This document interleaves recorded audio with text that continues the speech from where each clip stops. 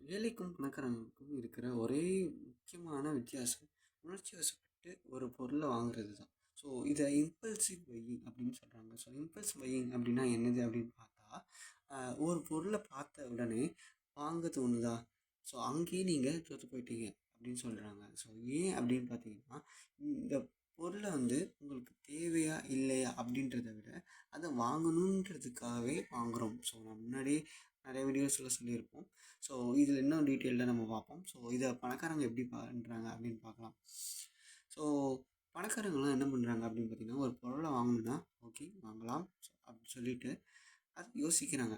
24 hours இன்றைக்கி நீங்கள் வாங்கணும்னு முடிவு பண்ணிங்கன்னா, நாளைக்கும் அந்த டைமை தாண்டி, அதாவது இதே நேரத்தை தாண்டி 24 மணி நேரம் எக்ஸாக்டாக இப்போ ஒரு 4 மணி 5 மணி ஆகுதுன்னு வச்சுக்கோங்க. நாளைக்கு 5 மணிக்கு அப்புறமாவும் உங்களுக்கு அதே தாட்ஸ் இருக்குதா அப்படின்னு யோசிங்க.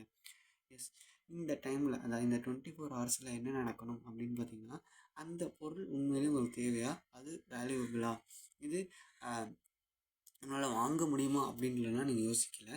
அதுக்கான வேல்யூ கரெக்டாக இருக்கா, அந்த பொருளுக்கான வேல்யூ கரெக்டாக அப்படின்றது தான் நீங்கள் பண்ண போகிறீங்க. ஏன்னா நீங்கள் ஒரு பணக்காரங்களை நினைக்கணும்னு நம்ம சொல்லிட்டு இருக்கோம். உங்ககிட்ட காசு இருக்குது, ஆனால் வாங்கணுமா வேண்டாமா, அதுதான் இங்கே ஒரு விஷயம்.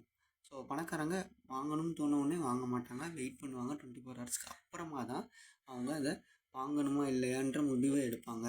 ஸோ இந்த 24 ஹவர்ஸ்க்கு அப்புறமா பார்த்திங்கன்னா, அந்த பொருள் வெறும் ஆசையா இல்லைன்னா உண்மையிலே அது தேவைதானா அப்படின்றத உங்கள் மனசு தெளிவடைஞ்சிடும். ஸோ தேவையற்ற செலவை நீங்கள் தவிர்த்தாலே நீங்கள் பாதி ஜெயிச்சிருவீங்க. ஸோ இப்போ பணக்காரங்களை நீங்கள் பணத்தை சேமிக்க போகிறதில்ல, நீங்கள் பணக்காரங்களாகவே வாழ கற்றுக்குறீங்க இந்த மாதிரி விஷயங்கள்லாம் செய்யும்போது.